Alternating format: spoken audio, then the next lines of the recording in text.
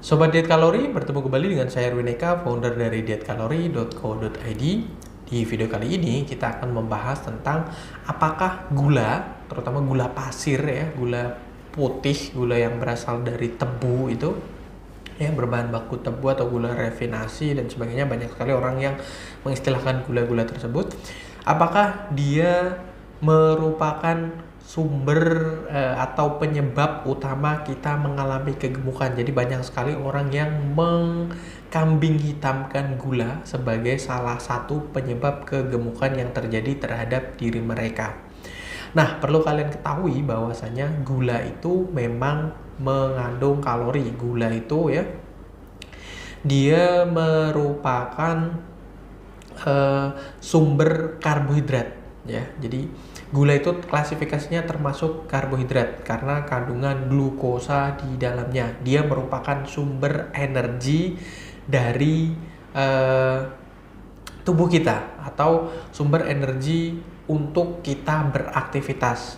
Jadi misalnya katakanlah kita mengkonsumsi minuman yang mengandung gula, minuman yang manis, artinya kita sedang seperti seorang yang layaknya makan ya, kita sedang mensuplai sumber energi yang masuk ke dalam tubuh kita. Nah, ketika kita tidak mempergunakan sumber energi yang berasal dari gula tersebut, apa yang akan terjadi? Ya, tubuh kita bisa mengalami kegemukan. Dan sayangnya, banyak sekali orang tidak sadar akan hal ini. Kita hanya berpikir bahwasannya ketika kita makan, ketika kita ngemil, ketika kita memasukkan sesuatu ke dalam mulut yang berupa makanan, nah itulah hal yang bisa membuat kita gemuk, atau itulah hal yang merupakan suplai energi bagi diri kita. Padahal minuman yang mengandung gula, yang memiliki rasa, yang mengandung sirup dan sebagainya, pokoknya ada rasa di situ, ada kandungan gula di situ, ada sesuatu yang menjadi pemanis di situ ya. Mereka mengandung kalori ya, kecuali memang minuman-minuman yang didesain sedemikian rupa ya, secara sintetis mereka zero kalori misalnya, atau merupakan minuman ini dikhususkan untuk diet, tidak mengandung kalori. Tapi banyak sekali yang misalnya es teh manis ya, cappuccino, atau es sirup, atau misalnya ya teh manis ditambahkan gula, atau banyak sekali minuman-minuman yang manis di sana ya, di sekitar kita ya, teh-teh kemasan misalnya, atau bahkan minuman-minuman kesehatan dan sebagainya, vitamin C dan apapun itu yang berbentuk dalam kemasan, mereka mengandung kalori. Dan ya, dia bisa atau katakanlah ketika berlebihan, ketika dia tidak dimanfaatkan oleh tubuh kita untuk beraktivitas, ya secara otomatis ya dia akan menimbun ya, apalagi kalau jumlah kalorinya secara keseluruhan dari apa yang kita makan dan apa yang kita minum,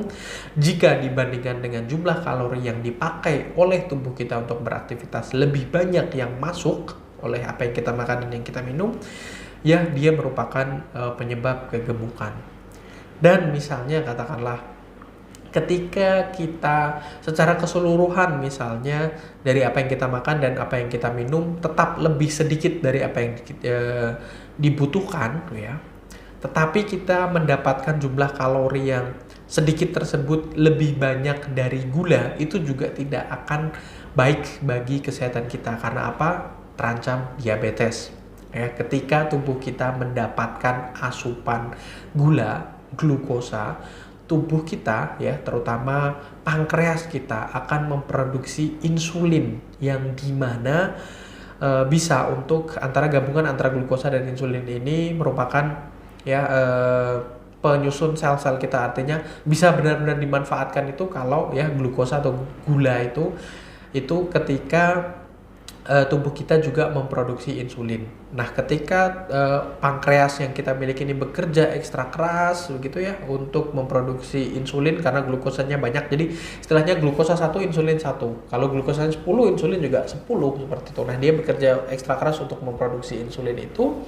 Nah, yang terjadi lama-kelamaan fungsi pankreas kita akan menurun ya. Jadinya glukosa kita 10 karena pankreas kita sudah bekerja ekstra keras sehingga katakanlah dalam tanda petik rusak ya, dia tidak bisa memproduksi insulin 10 sehingga glukosa masuk ke dalam kadar gula darah ya.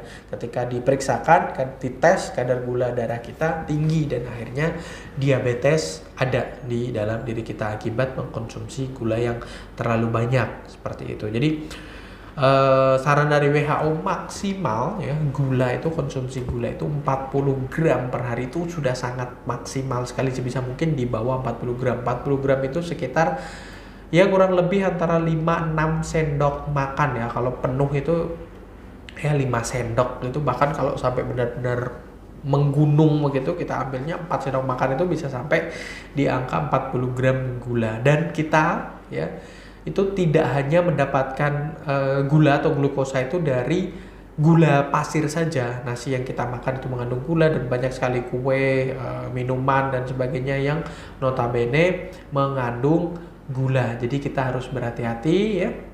Dan balik ke pertanyaan tadi, apakah bikin gemuk atau tidak ya.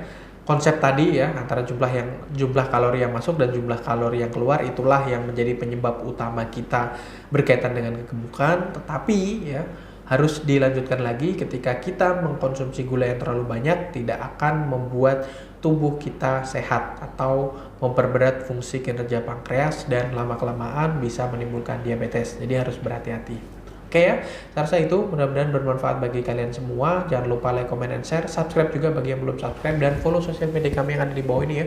Ada podcast di Spotify, ada Instagram, ada Facebook fanpage. Dan sampai bertemu kembali dengan saya Erwin Eka dari dietkalori.co.id.